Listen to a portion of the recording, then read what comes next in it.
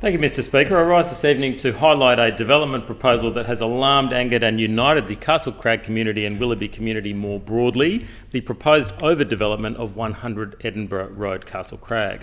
What is proposed is an assault on good planning, local character and community trust, a proposal that is excessive, inappropriate and deeply out of step with the character of this unique suburb. This is a test of whether planning in New South Wales still means anything. It is a test of whether our communities are listened to at all. It is a test of whether heritage, character, infrastructure and common sense still matter, or whether the planning system has become a developer free-for-all under the Minns Labor government. Castlecrag, to be clear, is not opposed to change, nor development. We need more homes, that is not disputed. But housing must be well located. It must be well planned. It must be supported by infrastructure. It must respect the community in which it's proposed to be built, and this proposal does none of those things.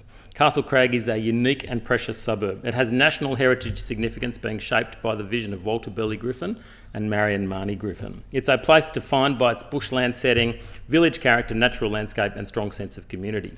The site at 100 Edinburgh Road is directly adjacent to the Griffin Conservation Area. That alone should demand care and sensitivity here. Instead, what is now proposed is grossly excessive.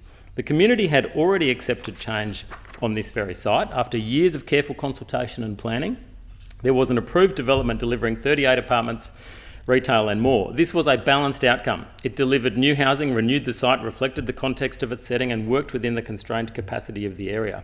Then, out of nowhere, developer Conquest acquired the site and opportunistically upsized the proposal under the Housing Delivery Authority SSD pathway. What was 5 stories and 38 apartments has become up to 15 stories and 150 apartments. That is more than significant uplift. What is proposed is now completely out of proportion with anything in its surrounds. This is not Chatswood, this is not St Leonard's, nor is it Crow's Nest. Those are the areas where significant housing growth has been concentrated in my area because they are close to rail, metro, jobs, services and major infrastructure. I've supported more housing in those well-located centres and continue to, but Castlecrag is different. It is not on a train or metro line and it is poorly serviced by public transport. It's a one road in, one road out suburb. Edinburgh Road is the single entry and exit point for the Castlecrag Peninsula. Eastern Valley Way is already highly congested. That matters for residents, for traffic, for safety and for access to places including the Castlecrag Hospital.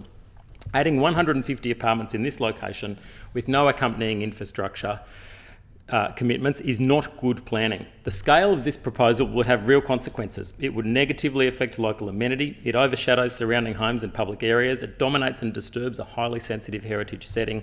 The affordable housing component, it has to be said, is tokenistic.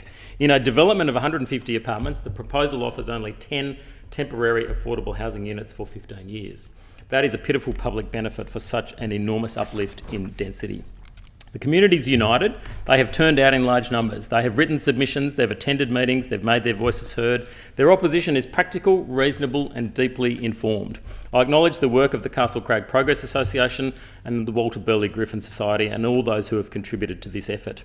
These people, this community is not saying no to development, they just want their community to be respected. I stand with the people of Castlecrag against this inappropriate proposal, but responsibility does not sit with the developer alone.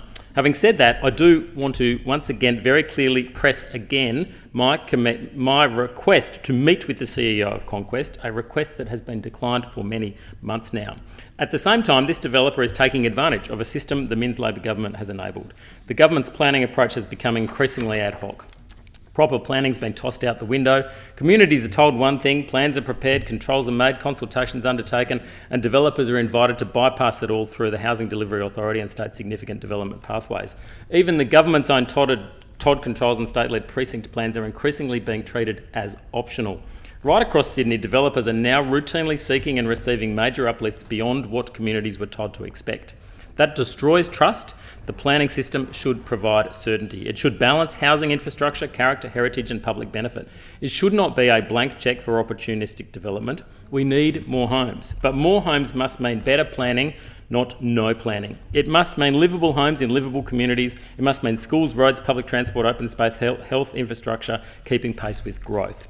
Castlecrag deserves better than overdevelopment imposed through a planning shortcut. This is a proposal that should be refused. The people of Castlecrag have acted in good faith. They accepted the plan and supported balanced renewal. The government should stop enabling a developer free-for-all. It must restore integrity to the planning system and start listening to communities.